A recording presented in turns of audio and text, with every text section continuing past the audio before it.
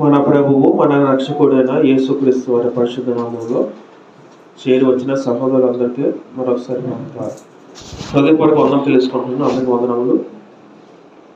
దేవుని యొక్క మహాకృపను బట్టి ప్రేమను బట్టి మనం ఈ రీతిగా కలుసుకుని ఉన్నాం. ఏదైనప్పటికీ కూడా మనం ఇలా జీవించున్నామంటే అది యొక్క దేవుని కృపని మనం జ్ఞాపకం చేసుకోవాలి ప్రతి ఆదివారం రోజు. పిల్లల మనము గత వారం మనం ఏం నేర్చుకున్న ఆలోచన కలిగి ఉన్నారా? మీరు ఏం నేర్చుకున్నాం గత వారం మనం దేవుని రాజ్యము అనే అంశం గురించి నేర్చుకుంటున్నాం. మనం దేవుని రాజ్యము.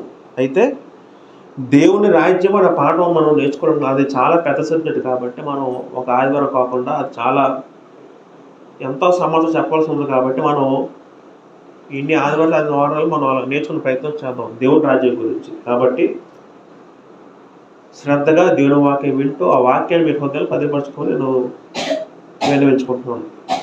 మొదటగా మనం పాత నిబంధనలో దేవుని రాజ్యము అనే మాట గురించి ఏ విధంగా రాయబడినది మనం గత వారం ఆలోచించాం. మొదటగా ఒకసారి మనం గుర్తు చేసుకుందాం మనం ఏం చెప్పుకున్నాం అనేది. మొట్టమొదటగా దేవుడు రాజే ఉన్న విషయం మనం నేర్చుకున్నాం.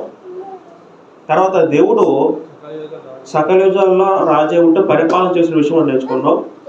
అయితే దేవుడు భూమి మీద పరలోకంలో తనకు ఏ విధంగా రాజ్యం ఉన్నదో అదేవిధంగా దేవుడు భూమి మీద కూడా తనకి రాజ్యం కావాలి, పరిపాలన చెయ్యాలనుకున్న దేవుడు మొట్టమొదటిగా ఎవరిని ఎన్నుకున్నాడంటే అబ్రహాంని ఎన్నుకున్నాడు. ఎవరిని ఎన్నుకున్నాడు? దేవుడు అబ్రహాంని ఎన్నుకొని అబ్రహాంకి కొన్ని వాగ్దానాలు ఇవ్వడం జరిగింది. ఆ వాగ్దానాల భాగంగా మీ అందరూ కూడా నేను తర్వాత చూసి సంతలందరూ కూడా మీరు కనాను రాజ్యాన్ని స్వతంత్రించుకుంటారు అని చెప్పినప్పుడు వాగ్దాన ప్రకారము దేవుడు వాళ్ళకు ఒక నిబంధన ఏర్పాటు చేసే నిబంధన ఏంటంటే సున్నతి జరిగించడం అనే నిబంధన.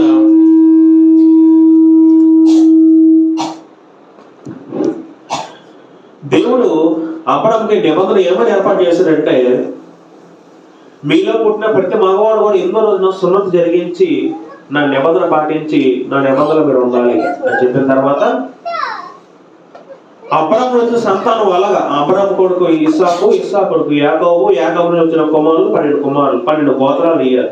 వీళ్ళందరూ కూడా సంతానం అభివృద్ధి చెంది ఎలాగైందంటే ఇశ్రాయేలుగా పిలబడ్డారు. అంటే ఇప్పుడు ఒక్క అబ్రహాము ఎంతమంది అయ్యారు? ఇప్పుడు ఎన్నో లక్షల మంది కలిసిన ఒక ఇశ్రాయేలు రాజ్యంగా మారారు. జాగ్రత్త వినాలి. మొదటగా ఒకే ఒక వ్యక్తి ఎవరు?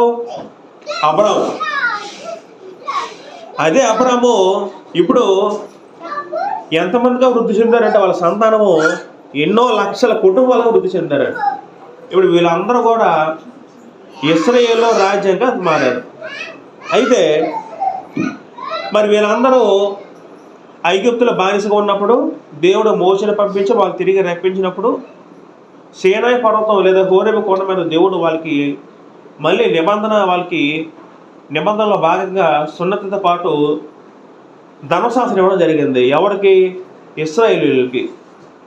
మోషే నాయకత్వంలో ఉన్న ఇశ్రాయేల్ జనాంగానికి, ఎన్నో లక్షల మంది ఉన్న ఇశ్రాయేల్ జనాంగానికి దేవుడు ఏం దయచేశాడు? వాళ్ళకి మోషే ద్వారా ధర్మశాస్త్రం దయచేశాడు. ఏంటో ధర్మశాస్త్రం అంటే 10 ఆజ్ఞలు. 10 ఆజ్ఞలతో పాటు కొన్ని ఇంకా 630 ఇతర ఆజ్ఞలు అవన్నీ కలిపి ధర్మశాస్త్రం పిలబడితే ఆ ధర్మశాస్త్రాన్ని దేవుడు మోషే ద్వారా ఇశ్రాయేల్ అందరికీ దయచేసి మీరందరూ కూడా ఈ ధర్మశాస్త్రాన్ని పాటించాలి అని ఒక నిబంధన ఏర్పాటు చేయడం జరిగింది.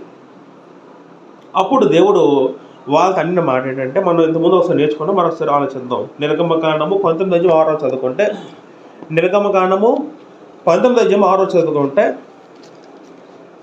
దేవుడు అప్పుడు ఇశ్రాయేల్ అందరూ ఉద్దేశించి అంటున్న ఒక మాటను ఆలోచిద్దాం. సమస్త భూమియో నాదే కదా, మీరు నాకు యాజక రూపమైన రాజ్యముగాను పరిశుద్ధమైన జనముగాను ఉందిరని చెప్పుము అని దేవుడు మోషేతో అంటాడు. ఏమనంటారంటే మీరు నాకు యాజక రూపమైన రాజ్యముగాను అన్నారు. ఎప్పుడే యాజక రాజ్యం అంటే దేవుడు ఎప్పుడైతే ధర్మశాస్త్రాన్ని దయచేసాడో జనాలకి, అప్పటి నుంచి కూడా ఇశ్రాయేలు అందరూ కూడా ఎవరు రాజ్యం అయ్యారు? దేవుని రాజ్యం అయ్యారు. అంటే అందరూ ఉన్న ఇశ్రాయేలీయులు ఎవరైతే ఉన్నారో ఆ మనుషులందరూ కూడా ఇప్పుడు దేవుని సొత్తు అయ్యారు. దేవుని రాజ్యం అంటే దేవుని జనులు, దేవుని ప్రజలు అయ్యారు. ఎవరు? ఇశ్రాయేలీయులు. ఏ విధంగా అయ్యారు? ధర్మశాస్త్రం బట్టి, నిబంధన బట్టి ఇశ్రాయేల్ జనాంగం అంతా కూడా దేవునికి రాజ్యం అయ్యారు. అప్పటికి ఇంచుమించు ఎన్నో లక్షలు అంట, ఇంచుమించు 40-50 లక్షలు అట్లా లెక్కేస్తే 40-50 లక్షల మంది జనాలు ఉంటే వాళ్ళంతా కూడా ఎవరు రాజ్యం అయ్యారు? ఇప్పుడు దేవుడికి రాజ్యం అయ్యారు. అక్కడ నుండి కూడా ఇశ్రాయేల్ సంతానం ఎవరైతే పుడతారో ఇంకా వాళ్ళ పిల్లలు, వాళ్ళ మునిమనులు, వాళ్ళ పిల్లలు అందరూ కూడా ఎవరు రాజ్యం అవుతారో? దేవుడు రాజ్యం అవుతారు అప్పటి నుంచి కూడా. ఎందుకంటే దేవుడు వాళ్ళని ఏర్పరచుకున్నాడు అప్పటి నుండి. అలాగా ఏర్పరచుకొని ఇప్పుడు వాళ్ళందరినీ ఏలుతుంది ఎవరు? ఇప్పుడు దేవుడు. కనబడని దేవుడు, ఆత్మస్వరూపుడు దేవుడు. ఇశ్రాయేల్ అందరూ కూడా దేవుడు అప్పటి నుంచి కూడా అరణ్యంలో నుండి దేవుడు వాళ్ళని ఏలుతూ వస్తున్నాడు. కాకపోతే జనులేమో ఆ ఏలుబడిని తిరస్కరించారు. దేవుడు మమ్మల్ని ఏలుతున్న విషయం వాళ్ళు గ్రహించలేదు. మనం చూసాం గత వారం న్యాయాధిపతుల గ్రంథంలో గిజ్జోను న్యాయాధిపతికి వచ్చి నువ్వు మమ్మల్ని ఏలాలంటాడు జనాలు. ఆవిడ గిజ్జోను ఏమంటాడు? ఏలుబని నేను కాదు, యెహోవా మిమ్మల్ని ఏలుతానని చెప్పిన తర్వాత అప్పుడు కానీ జనాలకు అర్థం అవ్వలే. మమ్మల్ని ఏలుతుంది రాజు, మమ్మల్ని ఏలుతుంది దేవుడి విషయాలకు అర్థం అవ్వలేదండి. ఎవరికి అర్థం అవుతుందంటే భక్తులకు అర్థమైంది, విశ్వాసులకు అర్థమైంది తప్ప అవిశ్వాసులకి దేవుడు ఏలుతున్న విషయాలకు అర్థం అవ్వలేదు. మళ్ళీ అలాగా నడుస్తున్న కొద్ది సమయం దగ్గరికి వచ్చేసరికి సమయంలో ముసలుడు అయిపోయినప్పుడు ఆయన చివరి న్యాయాధిపతికి పనిచేసినప్పుడు మళ్ళీ ఇశ్రాయేలు జనాంగం ఆయన దగ్గరికి వచ్చి, నాయన సమూయేలు ఎంతవరకు బాగా పరిపాలించావు, అయితే మీ పిల్లలు కూడా బాగలేరు, మాకు సకల జనుల మర్యాద చెప్పడం మాకు ఒక రాజు కావాలని అడిగినప్పుడు అప్పుడు సమూయేలు ఏమంటాడు? సమూయేలుకి ఆ మాట నచ్చలేదు. అప్పుడు ఈ మాట యెహోవాతో ప్రార్థన చేసి విన్నవించుకుంటే దేవుడు అంటాడు, వాళ్ళు వేలకుండా నన్ను విసర్జించారు అంటాడు ఈ దేవుడు. అనిన తర్వాత మరి ఇంకా అవసరం లేదు కానీ అని రాజు అంటే వాళ్ళకి భౌతికమైన రాజు కావాలని ఎవరు కోరుకున్నారు? ఇశ్రాయేలీయులు కోరుకున్నారని. ఒక విషయం మనకి ఏం అర్థం అవ్వాలంటే మోషే నాయకత్వం నుంచి కూడా వాళ్ళ మీద రాజుగా ఉంటుంది ఎవరంటే దేవుడు. అనే విషయం వాళ్ళకు మనం అర్థం చేసుకోవాలి. చాలామంది ఇశ్రాయేలీయులకు అర్థం అవ్వలేదు కానీ మనం ఏం అర్థం చేసుకోవాలంటే దేవుడు రాజే నడిపిస్తున్నాడు, రాజే పరిపాలిస్తున్న విషయం మనకు అర్థం అవ్వాలండి. ఇప్పుడు రాజ్యం ఎవరిదయ్యింది? దేవుడిదయ్యింది, యెహోవాదయ్యింది రాజ్యము. ఏ విధంగా అంటే తను ఇచ్చిన నిబంధన బట్టి, తను ఇచ్చిన వాగ్దానం బట్టి, ధర్మశాస్త్రం బట్టి ఇశ్రాయేలు జనాంగం అంతా కూడా ఎవరు రాజ్యం అయ్యారు? దేవుడికి రాజ్యం అయ్యారు. ఆ విషయం మనకు అర్థం అవ్వాలి.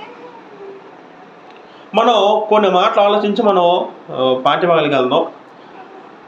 కొన్ని వచనాలు చదువుకుంటే గ్రంథంలో సింహాసనం కొన్ని పదాలు ఉంటాయి. సింహాసనం అంటే అర్థం ఏంటి? సింహాసనం అంటే అధికారం చేయడం. ఒక మాట మనం చదువుకుందాం. మొదటి రాజుల గ్రంథము 22:19 చదువుకుంటే మనం కొన్ని మాటలు ఆలోచించి మనం పాఠ్యభాగాలు వెళ్దాం. మొదటి రాజుల గ్రంథము 22:19 చదువుకుందాం. ఇక్కడ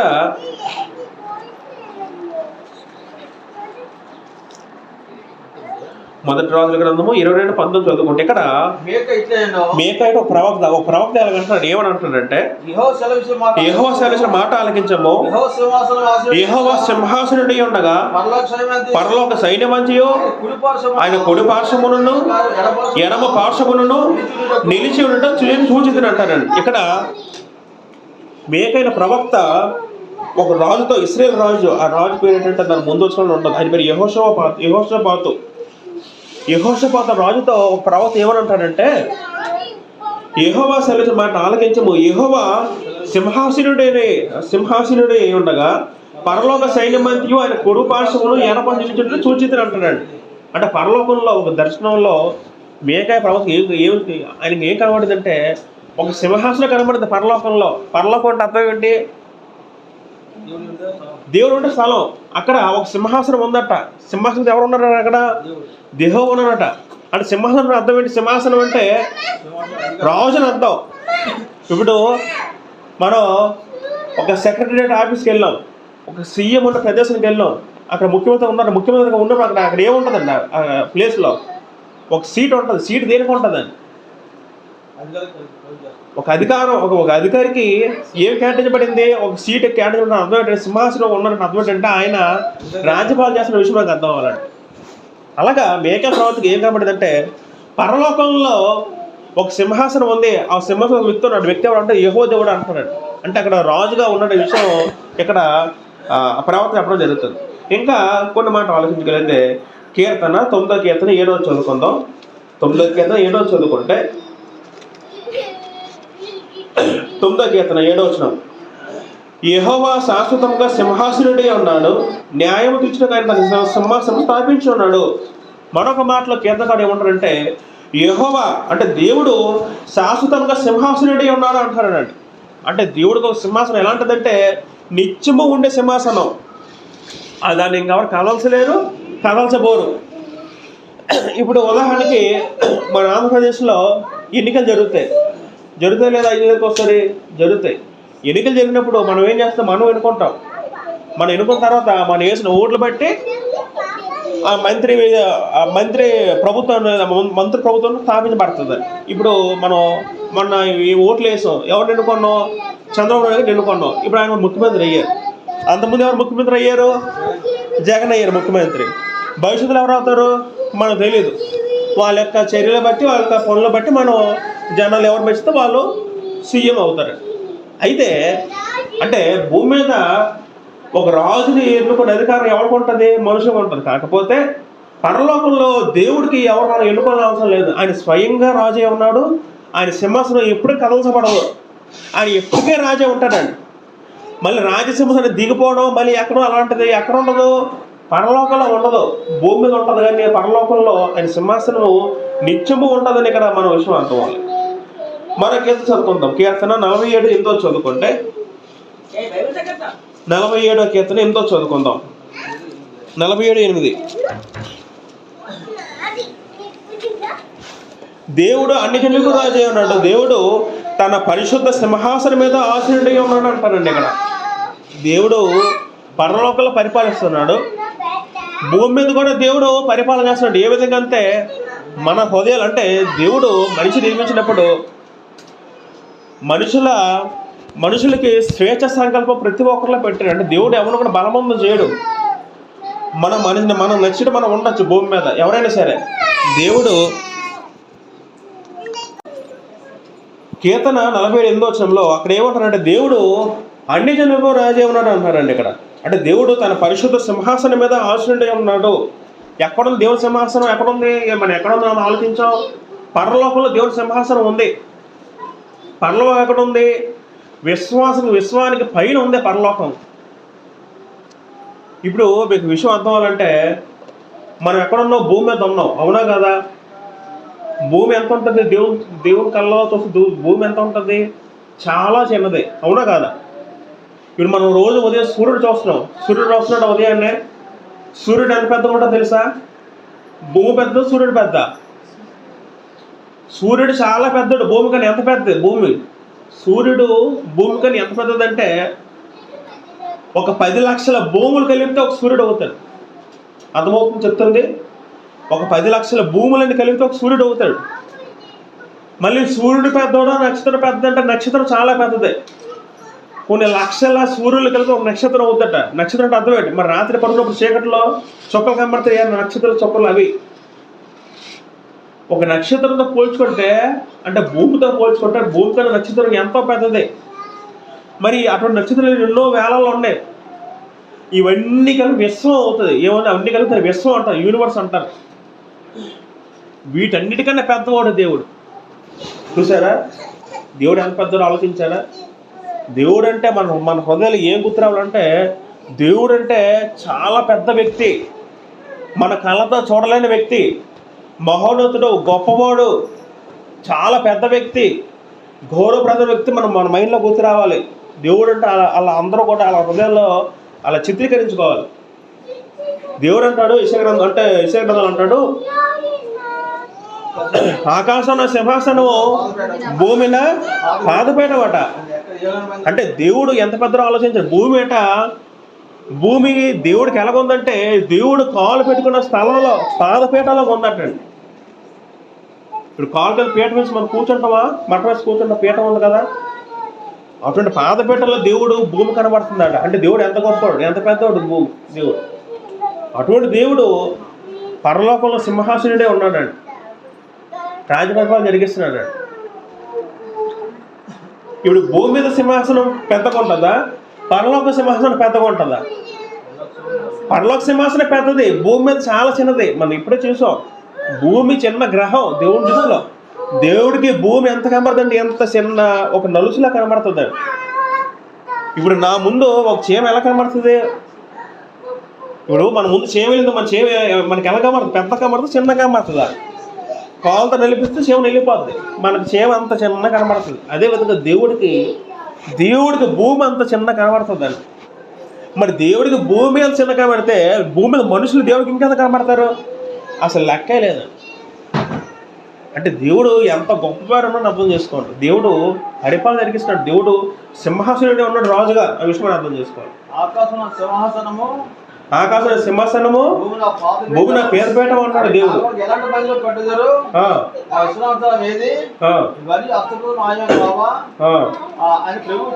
అని ప్రభువు చెప్తున్నాడు. రైట్. కీర్తన 103:19 చదువుకుంటే, కీర్తన 103:19 చదువుకుందాం. ఇలాగా దేవుడు పరిపాలన చేస్తున్నాడు, దేవుడు సింహాసనుడే ఉన్నాడు, ఎన్నో వచనాలు ఉన్నాయి. యెహోవా ఆకాశములో సింహాసనం స్థిరపరిచి ఉన్నాడు, ఆయన అన్నిటి మీద రాజ్య పరిపాలన చేస్తున్నాడు. ప్రతి గ్రంథంలో కూడా దేవుడు రాజే ఉన్నాడు, దేవుడు పరిపాలన దేవుడు, ఆ విషయం అనేక మాటలు గ్రంథంలో ఉన్నాయి. ఇప్పుడు భూమి మీద దేవుడు పరిపాలన ఉందా? భూమి మీద దేవుడు పరిపాలన ఉందా? ఉంది. ఎలాగుంది? ఉదాహరణ చెప్పండి.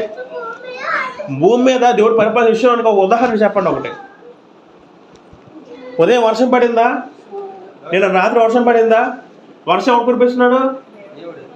దేవుడు ఆజ్ఞిస్తే వర్షం పడుతుంది, ఆజ్ఞపోతే వర్షం పడదు. అంటే ఏమవుతుంది?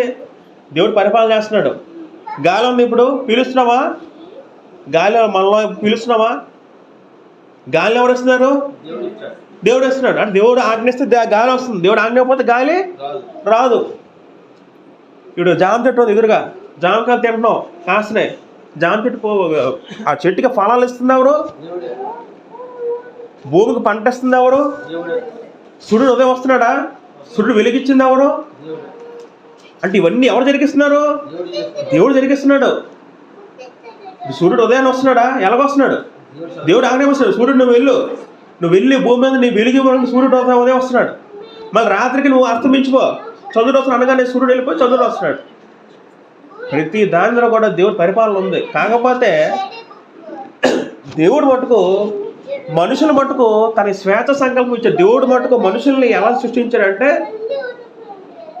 మీకు నచ్చినట్టు ఉండండి, ప్రతి ఒక్కరిలో మనసు హృదయాన్ని ఇచ్చి వాళ్ళకి స్వేచ్ఛ సంకల్పం ఇచ్చాడు. దాని విధానం బట్టి దేవుడు, అందుకే దాన్ని బట్టి భూలోక జనులందరూ కూడా దేవుణ్ణి అనుకొనక, దేవుణ్ణి తన రాజుగా ఎన్నుకొనక మనుషులు ఏం చేశారంటే దేవుని దూరం పెట్టి సాతానేమో తమ రాజు ఎన్నుకున్నారు మనుషులు. అది వేరే సంగతి తర్వాత చూద్దాం. రైట్. ఈ విధంగా మనకి ఏమర్థం అవుతుందంటే, ప్రతి విషయంలో కూడా దేవుడికి సింహాసనం ఉందో విషయం మనకు అర్థం అవ్వాలి. ఆ సింహాసనం ఎక్కడ ఉందంటే పరలోకంలో ఉంది. ఆ సింహాసనం ఎంత పెద్దదంటే భూమి మీద ఉన్న అన్ని అధికారులు చాలా పెద్ద అధికారం ఏమందంటే దేవుడి విషయం మనకు అర్థం అవ్వాలి. యెషయా గ్రంథము 6వ అధ్యాయం 1వ చదువుకుంటే, యెషయా గ్రంథము 6వ అధ్యాయం 1వ చదువుకుంటే, అక్కడ యెషయా ప్రవక్తకి ఒక దర్శనం కలుగుతూ, దర్శనంలో ఏమని అంటారంటే, యెషయా గ్రంథము 6వ అధ్యాయం 1వ చదువుకుందాం. రాజైన ఉజ్జియా మృతి నొందిన సంవత్సరమున అత్యున్నతమైన సింహాసనమందు ప్రభువు ఆసీనుడై ఉండగా నేను చూసేదని అంటాడండి. ఇక్కడ యెషయా ప్రవక్త దేవుడు ఉద్దేశిస్తూ ఏమని అంటాడంటే, అత్యున్నతమైన సింహాసనం ఉన్నారండి. అంటే దాని అర్థం ఏంటి? అత్యున్నతమైన అర్థం ఏంటంటే దాని మించిన సింహాసనం అనేది ఇంకెక్కడ లేదు. భూమి మీద కానీ విశ్వంలో కానీ ఎక్కడ కూడా దాని మించిన సింహాసనం, దాని మించిన కుర్చీ ఇంకెక్కడ లేదు అంటాడండి యెషయా ప్రవక్త. అటువంటి సింహాసనం ఎవరు కూర్చున్నాడట? ప్రభువు కూర్చున్నాడు, తండ్రిని దేవుడు కూర్చున్నాడు. ప్రకటన గ్రంథము 4వ అధ్యాయము తిరిగేస్తే 4వ అధ్యాయం 2వ వచనంలో కూడా అక్కడ పరలోకంలో ఒక దర్శనం కనబడుతుంది యోహాను గారికి, భక్తుడైన యోహానుకి. ఆ దర్శనంలో తనకి మొదటగా ఏం కనబడుతుంది అంటే, చదువుకుందాం. ప్రకటన గ్రంథము 4:2 చదువుదాం. నేను ఆత్మోచనైతిని, అదిగో పరలోకమందు ఒక సింహాసనం వేయబడి ఉండెను, ఆ సింహాసనం ముందు ఒకడు ఆసీనుడై ఉండెను. దృష్టికి సూర్యకాంత పద్మరాగలు పోలినవాడు. ఇక్కడ కూడా ఏమంటున్నాడు, ఇక్కడ భక్తుడైన యోహాను, పరలోకంలో ఒక సింహాసనం ఉంది, ఆ సింహాసనం ఒక వ్యక్తి కూర్చున్నాడు, ఆ వ్యక్తి చూడడానికి దగదగా మెరిసిపోతున్నాడు. సూర్యుడు కోటి అంటే కోటి సూర్యుల తేజప్రభావం గలవాడని అక్కడ భక్తుడైన యోహాను దేవుడి గురించి వర్ణిస్తున్నాడు. అంటే దేవుడికి ఒక సింహాసనం ఉంది, మనకు అర్థం అవ్వాలి. ఆ సింహాసనం ఎక్కడుంది? పరలోకంలో ఉంది. ఆయన పరలోకంలో కూర్చుని ఏం చేస్తున్నాడు? దేవుడు పరిపాలన చేస్తున్నాడు. ఏం పరిపాలన చేస్తున్నాడు? దూతలను పరిపాలన చేస్తున్నాడు, విశ్వాన్ని పరిపాలన చేస్తున్నాడు, గ్రహాలు, నక్షత్రాలు, భూమి మీద ప్రకృతి, భూమి మీద వర్షాలు, గాలి, సమస్తంగా పరిపాలన చేస్తున్నాడు దేవుడు. అన్నిటి మీద దేవుడు రాజ్య పరిపాలన జరిగిస్తున్నాడు విషయం అర్థం అవ్వాలి. అయితే దేవుడికి అన్నిటికన్నా గొప్ప విషయం, ఆయన ఎక్కువ నచ్చిన విషయం ఏంటంటే, ఆయన కోరుకున్న విషయం ఏంటంటే, నాకు ఇవన్నీ కాదు కానీ భూమి మీద నాకు ఒక రాజ్యం కావాలి. ఎందుకంటే దేవుడు అందరికీ స్వేచ్ఛ సంకల్పించిన ఆ కారణం చొప్పున మనుషులందరూ కూడా దేవుడి నుంచి దూరం అయిపోయి వాళ్ళు నచ్చిన రాజులు ఎన్నుకొని వాళ్ళు నచ్చినట్టు జీవిస్తున్నారు. కానీ దేవుడు కోరిక ఏంటంటే, భూమి మీద నాకు ఒక రాజ్యం కావాలి. ప్రతి దేశంలో ఒక రాజు ఉన్నాడు, ప్రతి దేశంలో ఒక రాజ్యం ఉంది, అదేవిధంగా నాకు ఒక రాజ్యం కావాలి భూమి మీద అని దేవుడు కోరికను ఏం చేశాడంటే, ఆ కోరిక మేరకు దేవుడు అబ్రాహామును ఎన్నుకొని, అబ్రాహాము సంతతి అంతా కూడా నేను మీ సంతతికి రాజుగా ఉంటాను అని దేవుడు కోరుకొని, ఆ విధంగా దేవుడు రాజుగా ఉండాలని డిసైడ్ చేశారండి. ఈ విధంగా ఏమైందంటే, మొట్టమొదటిగా ఇశ్రాయేలు రాజ్యం మొత్తం అంతా కూడా మొట్టమొదటిగా ఎవరు రాజు అయ్యారంటే సౌలు. సమూయేలు తర్వాత, సమూయేలు వరకు న్యాయాధిపతుల వరకు జరిగితే, సమూయేలు తర్వాత దేవుడు ఎవరు ఎన్నుకున్నాడు? సౌలు ఎన్నుకున్నాడు దేవుడు. మన గత వారం చూసాం, సౌలు దేవుడు ఎన్నుకోవడం జరిగింది. ఒకసారి మనము మొదటి సమూయేలు గ్రంథము 9:15 మొదటి సమూయేలు గ్రంథం 9:17 చదువుదాం. చెప్తే మాట దయచేసి అందరూ శ్రద్ధగా వినండి, ఎందుకంటే చాలా విలువైన మాటలు ఇవన్నీ కూడా. మీ హృదయంలో పద్యపరచుకోవాలి ఇవన్నీ కూడా. మొదటి సమూయేలు గ్రంథము 9:17 చదువుకుంటే,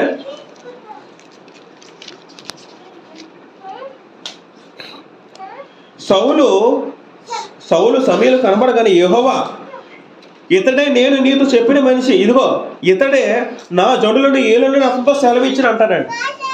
అయితే సమూయేలుతో జనులందరూ వచ్చి మాకు రాజు కావాలని కోరుకున్నప్పుడు యెహోవా దేవుడు ఏం చేశారంటే, సమూయేలుతోని ఒక సమూయేలు కనబడగానే, సౌలు అనే వ్యక్తి సమూయేలు కనబడగానే దేవుడు ఏమంటాడు సమూయేలుతో, ఇదిగో ఈ వ్యక్తి నేను చెప్పిన మనిషి, ఇదిగో ఇతడే నా జనులు ఏలునని అతనితో సెలవిచ్చిన. నా జనులు అంటే ఎవరు? ఇశ్రాయేలు. ఎవరు జనులు? దేవుడు జనులు. నా జనాల్ని ఈ వ్యక్తి ఏలుతాడు, నువ్వు వెళ్ళి ఆయన అభిషేకించనగానే, అప్పుడు సమూయేలు వెళ్ళి సమూయేలు అభిషేకించగానే సమూయేలు మొట్టమొదటి రాజు అయ్యాడు. ఇశ్రాయేలు అందరూ కూడా ఎవరు రాజు అయ్యారు? సౌలు రాజు అయ్యాడండి. సౌలు దేనికి రాజు? ఎవరికి రాజు అయ్యాడు సౌలు? ఇశ్రాయేలు అంటే ఎవరు? దేవుని రాజ్యం, దేవుని జనాల మీదకి ఎవరు రాజు అయ్యారు? సౌలు రాజు అయ్యాడు. ఇప్పుడు సౌలు నియమించింది ఎవరు? దేవుడు. వాస్తవానికి వీళ్ళకి రారాజు దేవుడే అవుతాడు. కాకపోతే సౌలు సామంతరాజు అవుతాడు. సామంతరాజు అర్థం ఏంటంటే, నువ్వు కొంతకాలం పరిపాలన చెయ్యండి, దేవుడు ఒక వ్యక్తిని నియమించుకుంటే ఆ వ్యక్తి సామంతరాజు అవుతాడు. అలాగే దేవుడు ఎవరు నియమించాడు? సౌలు నియమించాడు. నువ్వు వీళ్ళు పరిపాలన చేయి, నువ్వు బతికినంత కాలం అని సౌలు నియమించి, ఇప్పుడు సౌలు నియమించినప్పుడు నేను ఎలా పడితే అలా రాజ్యపాలన జరిగించవచ్చా? సౌలు చేయకూడదు. మళ్ళీ దానికి పద్ధతి ఉంది, దానికి చట్టం ఉంది. అందుకే మనం ఒకసారి మొదటి సమూయేలు గ్రంథంలోనే మనం చదువుకుంటే, ఒకసారి మనం ఒక పద్ధతి ఉంటుందండి. అంటే ఇశ్రాయేలు జనాంగం పరిపాలించడానికి దేవుడు ఒక రాజులకి ఒక పద్ధతులు పెట్టాడు. ఈ మాట మనం ద్వితీయోపదేశకాండం ఒకసారి వెళ్దాం. ద్వితీయోపదేశకాండము 17 అధ్యాయంకి వెళ్దాం. ఒకసారి 17 అధ్యాయము 14 చదువుదాం. ద్వితీయోపదేశకాండము 17 అధ్యాయము 14 నుంచి 20 చదువుదాం. చదవండి ఎవరో ఒకరు. ద్వితీయోపదేశకాండం 17 అధ్యాయం 14 నుంచి 20. నీ దేవుడైన యెహోవా నీకు ఇచ్చిన దేశమును నువ్వు నివేశించి దాన్ని స్వాధీనపరచుకొని అందులో నివసించిన చుట్టూనున్న సమస్త జనుల వలె నా మీద రాజును నియమించుకుందు అనుకోని ఎడల దేవుడైన యెహోవా ఏర్పరచు వారిని అవసరంగా నీ మీద రాజుగా నియమించుకోవాలను. నీ సహోదరులోని ఒకరిని నీ మీద రాజుగా నియమించుకోవాలను. నీ సహోదరుడు కానీ అన్యుని నీ మీద నియమించుకోకూడదు. అసలు గుర్రములను స్థిరంగా సంపాదించుకోవలదు.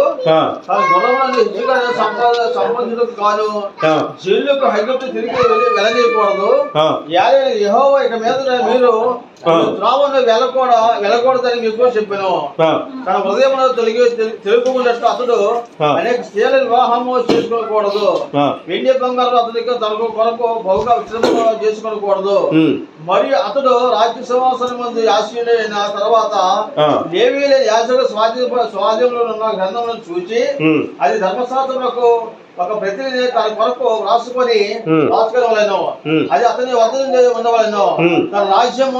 తన రాజ్యం ముందు తాను తన కుమారులు ఇశ్రాయేలు మధ్యను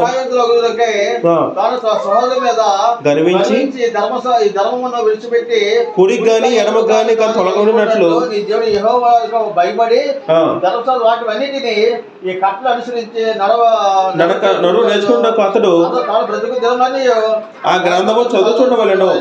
ఈ విధంగా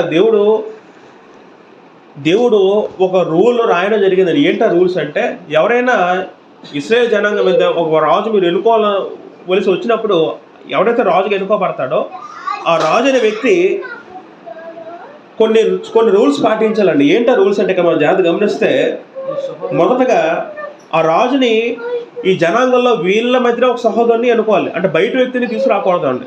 ఇప్పుడు ఇశ్రాయేలు జనాంగం ఎవరైతే ఉన్నారో వాళ్ళ మధ్యనే ఒక వ్యక్తిని ఎన్నుకోవాలి రాజుగా. అది మొదటిది.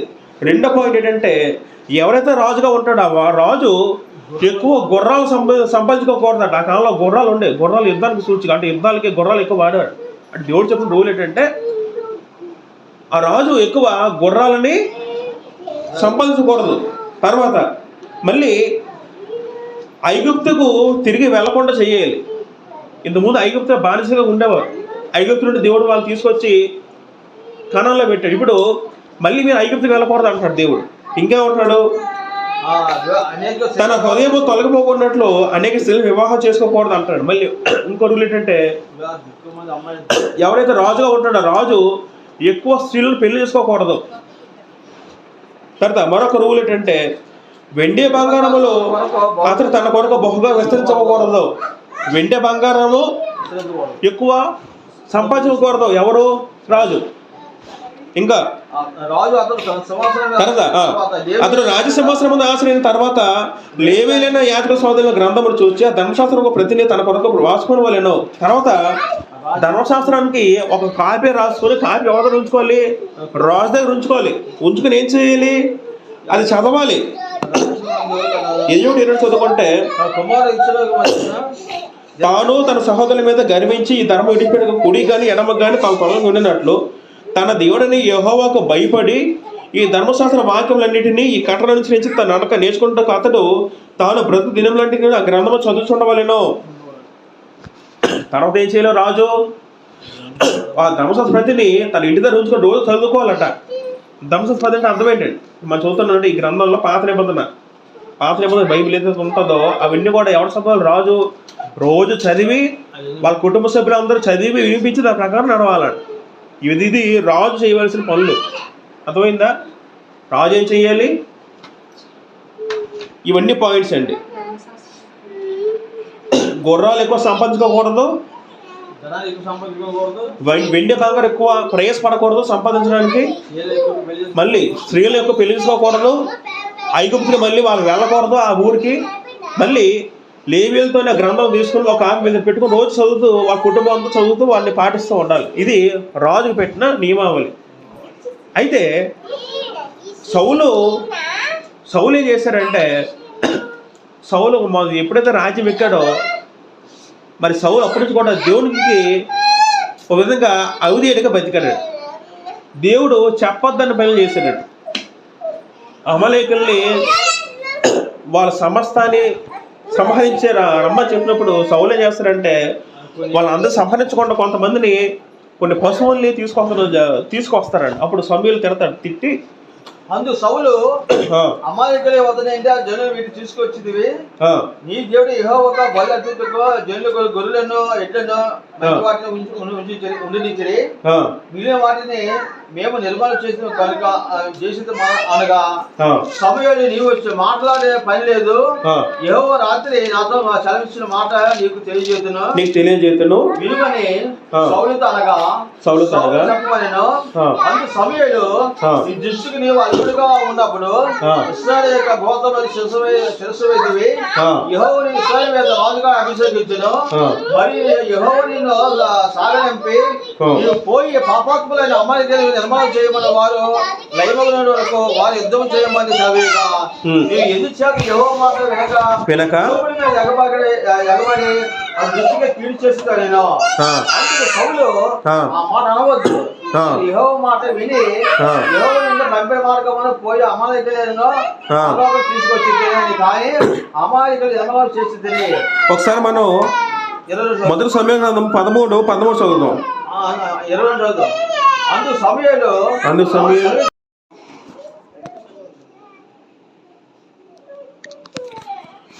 ఈ విధంగా సౌలు దేవుడు ఒకటే చెప్తే ఆయన చెప్పింది చేయకుండా కొన్ని ఎక్స్ట్రా పనులు దేవుడు చెప్పడం పనులు చేస్తే దేవుడికి కోపం వచ్చిందండి. అప్పుడు దేవుడు ఏం చేశాడంటే, తన రాజ్యాన్ని రాజుగా సౌలుని తీసివేసి ఆ రాజ్యాధికారిని దేవుడు ఎవరికి ఇచ్చాడు? మళ్ళీ దావీదుకి ఇచ్చాడు. మొదటి సమూయేలు గ్రంథము ఒకసారి మనం 13 చదువుకుంటే ఇక్కడ అందుకు సమూయేలు ఇట్లా నేను 13 మొదటి సమూయేలు 13 అందుకు సమూయేలు ఇట్లా నేను నీ దేవుడని యెహోవా నీకు ఇచ్చిన ఆజ్ఞను గైకొనక నీ అవివేక పని చేసేదివి, నీ రాజ్యమును ఇశ్రాయేలు మీద సదాకాలం స్థిరపరచుటకు యెహోవా తలచి ఉండెను. అయితే నీ రాజ్యము నిలువదు. 14 వచనము, యెహోవా తన చిత్తానుసారమైన మనసు గల ఒకరికి అనుగుని ఉన్నాడు, నీవు ఆజ్ఞాపించిన దానిని నీవు గైకన పోతివి గనుక యెహోవా తన జనుల మీద అతనిని అధిపతిగా నియమించను. ఎప్పుడైతే సౌలు దేవుని విరోధంగా నడిచాడో దేవుడు కోపం వచ్చి మరి రెండో మాట లేదు, సౌలును తీసివేసి రాజ్యం నుండి రాజుగా తీసివేసి ఎవరు నియమించాడు? దేవుడు దావీదు నియమించాడు. అంటే అప్పుడు దేవుని ప్రజలైన ఇశ్రాయేల్ జనాంగం దేవుని రాజ్యంలో దేవుని రాజ్యమైన ఇశ్రాయేల్ జనాంగం మీదకి సౌలు రాజుగా ఉంటే సౌలును తీసివేసి దేవుడు ఎవరు నియమించాడు? దావీదు నియమించాడండి. ఈ విధంగా సౌలు దేవుడు ఒకటే చెప్తే ఆయన చెప్పింది చేయకుండా కొన్ని ఎక్స్ట్రా పనులు దేవుడు చెప్పడం పనులు చేస్తే దేవుడికి కోపం వచ్చిందండి. అప్పుడు దేవుడు ఏం చేశాడంటే, తన రాజ్యాన్ని రాజుగా సౌలుని తీసివేసి ఆ రాజ్యాధికారిని దేవుడు ఎవరికి ఇచ్చాడు? మళ్ళీ దావీదుకి ఇచ్చాడు. మొదటి సమూయేలు గ్రంథము ఒకసారి మనం 13 చదువుకుంటే ఇక్కడ అందుకు సమూయేలు ఇట్లా నేను 13 మొదటి సమూయేలు 13 అందుకు సమూయేలు ఇట్లా నేను నీ దేవుడని యెహోవా నీకు ఇచ్చిన ఆజ్ఞను గైకొనక నీ అవివేక పని చేసేదివి, నీ రాజ్యమును ఇశ్రాయేలు మీద సదాకాలం స్థిరపరచుటకు యెహోవా తలచి ఉండెను. అయితే నీ రాజ్యము నిలువదు. 14 వచనము, యెహోవా తన చిత్తానుసారమైన మనసు గల ఒకరికి అనుగుని ఉన్నాడు, నీవు ఆజ్ఞాపించిన దానిని నీవు గైకన పోతివి గనుక యెహోవా తన జనుల మీద అతనిని అధిపతిగా నియమించను. ఎప్పుడైతే సౌలు దేవుని విరోధంగా నడిచాడో దేవుడు కోపం వచ్చి మరి రెండో మాట లేదు, సౌలును తీసివేసి రాజ్యం నుండి రాజుగా తీసివేసి ఎవరు నియమించాడు? దేవుడు దావీదు నియమించాడు. అంటే అప్పుడు దేవుని ప్రజలైన ఇశ్రాయేల్ జనాంగం దేవుని రాజ్యంలో దేవుని రాజ్యమైన ఇశ్రాయేల్ జనాంగం మీదకి సౌలు రాజుగా ఉంటే సౌలును తీసివేసే దేవుడు ఎవరు నియమించాడు? దావీదు నియమించాడండి. అయితే దేవుడు ఏమన్నాడంటే, యెహోవా తన చిత్తానుసారమైన మనస్సు గల ఒకడు కనుగొని ఉన్నాడు, నీవు ఆజ్ఞాపించిన నీవు గైకినపోతావు కనుక యెహోవా తన జనుల మీద అతన్ని అధిపతిగా నియమించను. అప్పుడు దేవుడు ఏం చేశాడు? దావీదు అంటే ఎవడు? ఒకప్పుడు గొర్రెల కాపరండి. ఆ గొర్రెల కాపరిని దేవుడు ఏం చేశాడంటే సౌలుకి బదులు దావీదుని రాజుగా నియమించాడండి. మొదటి సమూయేలు గ్రంథము 16:12 చదువుకుంటే, అతడు వాడిని పిలిపించి లోపల తోడుకొని వచ్చాను. అతను ఎర్రనివాడును చక్కని అతను గలవాడును ఉండేను. అతడు రాగానే నేను కోరుకున్నవాడు ఇతడే, నీవు లేచి వాడిని అభిషేకించమని యెహోవా సెలవేయగా సమూయేలు తైలపు కొమ్మను తీసి వాడి సహోదరులు ఎదుట వాడిని అభిషేకం చేశాను. నాట నుండి తర్వాత ఏమైందంటే దేవుడు ఒక వ్యక్తిని ఎన్నుకుని, ఆ వ్యక్తి ఎవరంటే దావీదండి. దేవుడు దావీదుకి ఎలాంటి సాక్ష్యం ఇచ్చాడంటే, నా చిత్తానుసారం మనుషుడు అంటారండి. అంటే అర్థం ఏంటంటే నా మనసుకు నచ్చినవాడు, నా చిత్త ప్రకారం నడిచినవాడు అని దేవుడు దావీదుకి గొప్ప సాక్ష్యం ఇచ్చాడండి. ఒకసారి మనం మొదటి సమూయేలు గ్రంథము అదే 16 అధ్యాయంలోని 16 ఒకసారి 7 చదువుకుందాం. 7 చదువు ఒక మాట అంటాడు, ఎలా సెలవిచ్చాను? అతను రూపమునైనను అతను ఎత్తైనను లక్ష్య పెట్టకము, మనుషులు లక్ష్య పెట్టవానని యెహోవా లక్ష్య పెట్టడు, నేను అతను త్రోసివేస్తున్నాను. మనుషులు పైరూపం లక్ష్య పెడతారు కానీ యెహోవా హృదయం లక్ష్య పెట్టను. మొదటగా దేవుడు సౌలు ఎన్నుకున్నప్పుడు సౌలు అంత పొడుగు మనిషి అట. ఇశ్రాయేలు అంత పొడుగు మనిషి ఎవరు లేరట. మరి ఇంచుమించు 7-8 పొడుగుంటాడేమో సౌలు. అతను కూడా చాలా అందంగా ఉంటాడు సౌలు. దేవుడు ముందు సౌలు ఎన్నుకున్న తర్వాత సౌలు కాదని తర్వాత దేవుడు దావీదు ఎన్నుకున్నాడు. దావీదు పిల్లడట, అందగాడు. దావీదు కూడా ఎర్రగా ఉంటాడు, మంచి చూడడానికి అందం. కాబట్టి దావీదు మరి హైట్ గురించి ఆయన అంటే హైట్ కూడా అంత ఉండకపోవచ్చేమో, సౌలు హైట్ ఉండకపోవచ్చేమో, కానీ దావీదు అందంగా ఉంటాడు, బాగుంటాడు. కాకపోతే దావీదు చిన్నపిల్లాడు అప్పటికి దావీదుకి బహుశా ఒక 17-18 ఏళ్ళు ఉంటాయేమో. అంటే దేవుడు ఇప్పుడు ఎవరిని అనుకున్నాడు? దేవుడు దావీదుని అనుకున్నాడు రాజుగా. దావీదు మళ్ళీ 8 మంది అన్నయ్యలు ఉన్నారు. దావీదు చిన్నోడు అందరిలో. అయినప్పుడు కూడా దేవుడు ఆ కుటుంబంలో 8 మంది అన్నలు కాదనక దేవుడు దావీదు అనుకుంటాడు. అప్పుడు దావీదు చిన్నపిల్లాడు, 17-18 ఏళ్ళే. కాకపోతే దేవుడు ఎందుకు అనుకున్నాడు దావీదుని? దావీదు హృదయము దేవుడికి చాలా నచ్చిందటండి. దావీదు ఎప్పుడు భయభక్తులతో గడిపాడు. దేవుడు అంటే దావీదుకి పిచ్చి అండి. దేవుడు అంటే దావీదుకి మహా పిచ్చి. మనలాంటి భక్తి కాదండి దావీదుకి ఉన్న వ్యక్తి. దావీదు గొర్రెలు కాసినప్పుడు కూడా ఎప్పుడు దేవుడికి పాటలు రాశాడు అండి. మనకు చదువుకుంటే కీర్తన గ్రంథాలు చూసుకుంటే చాలా కీర్తనలు అనేవి దావీదు రాశాడు. ఇంచుమించు సగ కీర్తనలు దావీదే రాశాడండి. దావీదు పల్లెలో ఉన్నప్పుడు కూడా దేవుడికి పాటలు పాడి రాసేవాడు. ఎప్పుడు ప్రార్థనలు గడిపేవాడు. దేవుడు అంటే దావీదుకి ఎంతో ఇష్టం అండి. ఆ విధానం బట్టి దేవుడు దావీదు కోరుకున్నాడు. వాస్తవం దావీదు చిన్నపిల్లడే, పెద్ద వయసు కూడా లేదు. కానీ దేవుడు ఎందుకు కోరుకున్నాడంటే దావీదు మనసు నచ్చి, దావీదు హృదయం దేవుడికి నచ్చింది. అందుకే దేవుడు ఏమంటాడు? నేను మనిషి పై రూపంలో చూడను, వారి హృదయం చూస్తాను. దేవుడికి నా హృదయం అంటే దేవుడు యథార్థంగా ఉన్నాడు, దావీదు యథార్థంగా ఉన్నాడు నా పట్ల అని దేవుడు ఎవరిని కోరుకున్నాడు? దావీదు కోరుకున్నాడు. అప్పుడు దావీదు చిన్నపిల్లాడు, కానీ దావీదుకి దేవుడు అంటే ఎంతో పిచ్చండి, ఎంతో భయభక్తులు కలవాడాడు. అప్పుడు దావీదు కోరుకుగానే అప్పటి నుంచి సౌలు బదులు దావీదు రాజు అయ్యాడు ఇశ్రాయేలు జనాంగం మీదకి. రాజు అయిన తర్వాత దావీదు అలా అభివృద్ధి చెందుతూ వచ్చాడండి. దేవుడు తోడే ఉంటూ దావీదు అలా అభివృద్ధి చెందుతూ వచ్చాడండి. ఒకరొక సందర్భంలో దావీదు కూడా ఏమంటారంటే, ఈ సింహాసనం నాకు ఇచ్చింది కాదు, ఈ సింహాసనం దేవుడే నాకు ఇచ్చింది అంటాడండి. ఒకసారి మనము మొదటి దినవృత్తాంతములో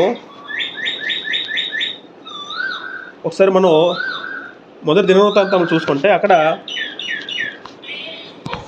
29 అధ్యాయము 10 చదువుకుందాం. మొదటి దినవృత్తాంతములు 29 అధ్యాయము 10 చదువుకుంటే,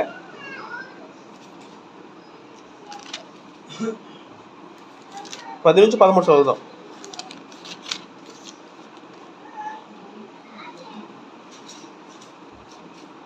రాజైన దావీదు కూడాను బహుగా సంతోషపడి సమాజము పూర్ణంగా ఉండగా యెహోవాకి స్తోత్రము చెల్లించెను. దావీదు ఒకసారి నా దేవుడికి మందిరం కట్టాలని నేను డిసైడ్ చేసుకుని, నా దేవుడికి మందిరం లేదు, అప్పటికి గుడారాల్లో దేవుడి మనసు ఉండేది. నాకు మంచి భవనం ఉంది, దేవుడేమో దేవుడి మనసు బయట గుడారంలో ఉంది అంటే దేవుడు అనుకున్నాడు మనసులో దేవుడికి మంచి ఒక మందిరం కడతాం, ఒక పెద్ద ఆలయం కడతాం దావీదు కోరుకున్నాడు. కోరుకున్నప్పుడేమో దావీదు అన్నీ సమకూర్చుకుంటాడు, బంగారం, వెండి, దానికి కావాల్సిన సామాగ్రి, ఒక పెద్ద దేవాలయం కట్టాలని ఏమేమి ఉండాలి, చెక్కలు, తలుపులన్నీ ఉండాలి కదా, సామగ్రి ఉండాలి కదా, అటువంటి సమకూర్చుతాడు. దేవుడు ఏమంటాడంటే నీ చేతులు రక్తం తరిసే, నువ్వు చాలా యుద్ధాలు చేసి అనేక మంది హతకొచ్చు కానీ నీ చేతులు అంటే నువ్వు దేవుడు దేవాలయం కట్ట నువ్వు పనికిరాదు, నీ కుమారుడు కడతాడు నేను చెప్పిన తర్వాత అప్పుడు దావీదు ఏమంటాడంటే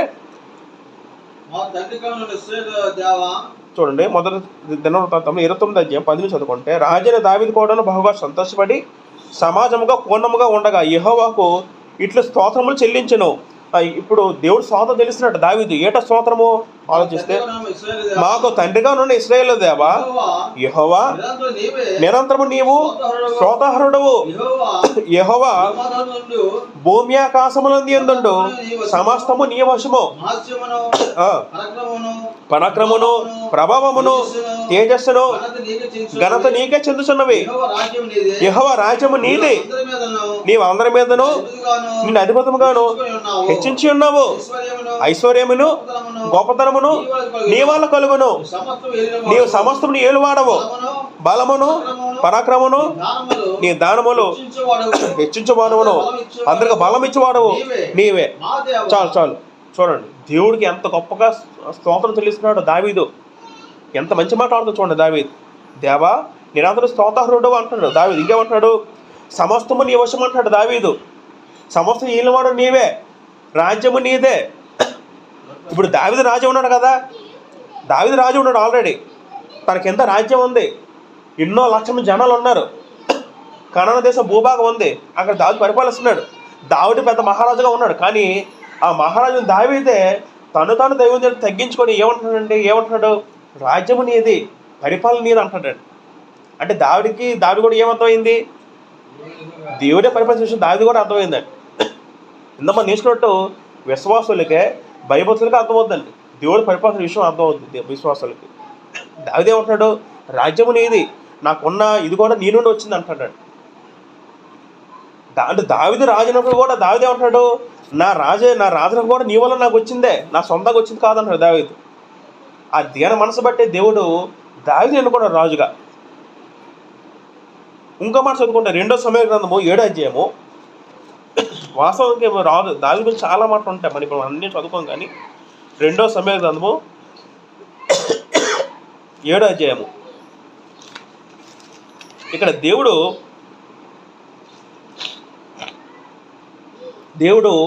దావీదు యొక్క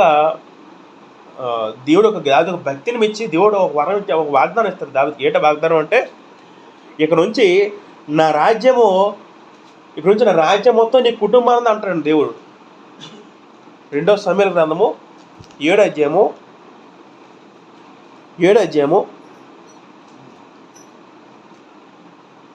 8 చదువుకుందాం ఒకసారి. కాబట్టి నీవు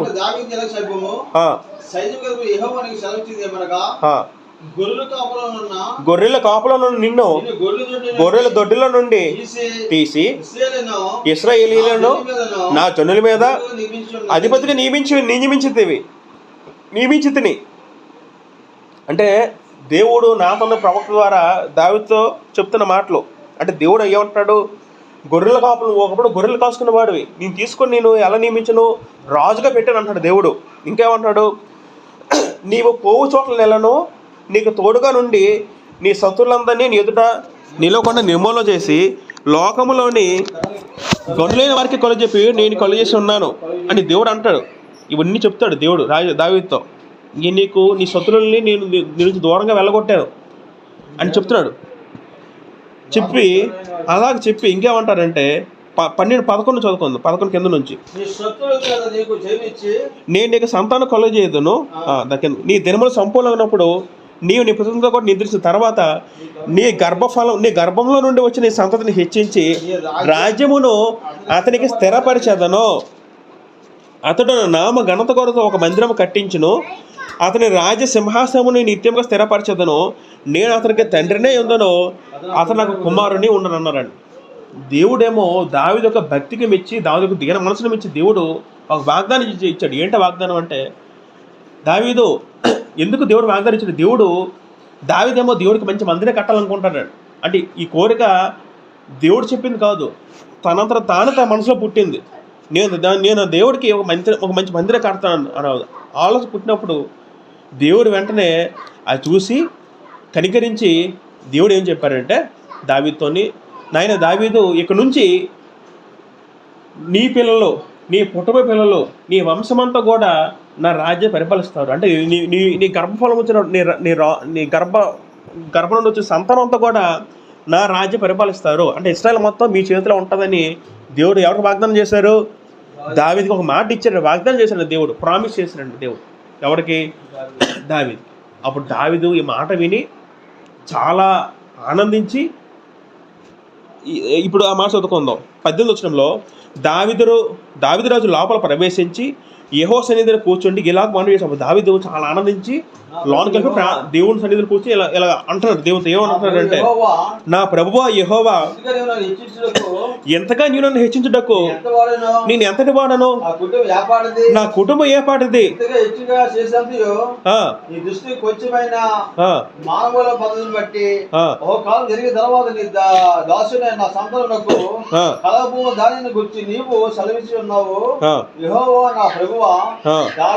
నేను ఇక నీ మీద ఏమి చెప్పుకుందును? యెహోవా నా ప్రభువా, నీ దాసుని నన్ను ఎరిగి ఉన్నావు, నీ వాక్కును బట్టి ఇష్టానుసారంగా ఈ ఘనకార్యమును జరిగించి దాసుడు నాకు నీవు తెలియజేసిద్దివి. కాబట్టి దేవా యెహోవా అత్యంతమైన ఘనత గలవాడు, నీవటి దేవుడు ఒకడు లేడు. మేము వినిన దాని అందరికంటే దాని బట్టి చూడగా నీవు తప్ప దేవుడు ఎవడు లేడు. ఈ విధంగా ఏమైందంటే దావీదు ఎంతో గొప్ప అయిపోయి దేవునితో ఈ మాటలను అంటాడు. దేవుడా, నాయన యెహోవా తండ్రి, నేను ఎంత వాడినో, నేను చాలా అలుపండి, అయినా నువ్వు నా మీద కనికరించి నాకు రాజ్యం దయచేస్తా అన్నావు. నేను చాలా ధన్యుణ్ణి, నువ్వు చాలా గొప్పవాడు. దేవుడిని పూర్తి కీర్తిస్తున్నాడు ప్రార్థనలో. ఇప్పుడే మనం ప్రార్థన చేసినప్పుడు దేవుని పొగడాలి. ఏమని పొగడాలి? నాయన నువ్వే రాజువి, నువ్వే సమస్తం ఏలువాడివి, అన్నీ నీ చేతిలో ఉన్నాయి, దారిద్ర్యం వచ్చింది నీ వల్లే, ఐశ్వర్యం వచ్చింది, డబ్బు వచ్చింది నీ వల్ల వస్తాయి అని దేవుడు పొగడాలి, స్తోత్రం చెయ్యాలి. అలా దావీదు దేవుణ్ణి పొగిడి, నాయన నాకు ఇంత కృప చూపించు నా మీద, అందుకు నేను ధన్యుణ్ణి, స్తోత్రం అని అక్కడ పలుకుతాడు. మనం ఎక్కడితో ఆపుదామో ఇంక మిగతా బాగా వచ్చేవారం నేర్చుకుందాం. ఎంతో మనం నేను నేర్చుకున్న పిల్లరా, మొదటగా సౌలు దేవుని రాజ్యమైన ఇశ్రాయేలు మీద మొట్టమొదటి రోజు సౌలు అయ్యాడు. అయితే సౌలేమో దేవుని చిత్తం ప్రకారం నడుచుకోలేదు. అప్పుడు దేవుడు ఏం చేశాడంటే తన రాజ్యం మీద రాజుగా సౌలుని తీసివేసి ఎవరు నియమించాడు? దావీదు నియమించాడు. దావీదు నియమించినప్పుడు దావీదు అప్పుడు చిన్న వయసు గల బాలుడే. దేవుడు ఎందుకు దావీదు కోరుకున్న? దేవుడు దావీదు మనసును చూశాడు. దావీదు హృదయం చాలా మంచిది, దావీదు యథార్థపరుడు. దేవుడు అది మెచ్చి దావీదుని రాజుగా నియమించాడు. తర్వాత దావీదుని అభివృద్ధి పరిచాడు, శత్రువుల్ని వెలగొట్టాడు, ఇశ్రాయేల్ దేశాన్ని ఇంకా విస్తరింపజేశాడు. ఆ విధంగా దేవుడు రాజ్యం విస్తరించబడుతున్నప్పుడు, ఇశ్రాయేల్ విస్తరించబడుతున్నప్పుడు దేవుడు ఎన్నో ఆశీర్వదించి దావీదుకి ఇచ్చాడు. దావీదుకి మంచి రాజ్యం ఇచ్చాడు, తనకు నగరం కట్టించుకున్నాడు దావీదు. అంతా బాగానే ఉంది, రాజ్యం చాలా సుభిక్షంగా సురక్షితంగా ఉంది, మంచి పరిపాలనలో దేవుడి రాజ్యం ఉంది దావీదు పరిపాలనలో. ఆ విధంగా దేవుడు ఆశీర్వదించి అప్పుడు దావీదేమో దేవుడికి ఒక మంచి మందిరం కట్టాలనుకున్నప్పుడు దేవుడు ఏమంటాడంటే, ఇక్కడ నుంచి నా రాజ్యం మీద నీ కుమారులే ఉంటారు, నీ గర్భం నుండి చూస్తున్న కుమారులతో కూడా నా రాజ్యం పరిపాలిస్తారని ఒక వాగ్దానం చేశాడు దేవుడు దావీదు. ఏవల్లంటే దావీదు యొక్క భక్తిని బట్టి. అప్పుడు దావీదేమో దేవునికి ప్రార్థన చేసి, నాయన నేను ఎంతటి వాడును, నేను చాలా అల్పుణ్ణి, గొర్రెల కాపురం నన్ను తీసి రాజుగా కూర్చోబెట్టుకొని దేవుడిని పోగొడుతూ స్తోత్రం చేయడం జరిగింది. తర్వాత భాగంలో దేవుని రాజ్యము ఆ రాజులు మిగతా రాజులు ఎలాగ ఉన్నారు, దేవుని రాజ్యం ఎలాగుందో మనం వచ్చే వారం మనం ఎంచుకు ప్రయత్నించాం దేవుని చిత్తం బట్టి. వాక్యాన్ని దేవుడు మనందరి హృదయాల్లో దీవించి ఫలింపజేయను గాక. ఆమేన్. అందరికీ వందనాలు.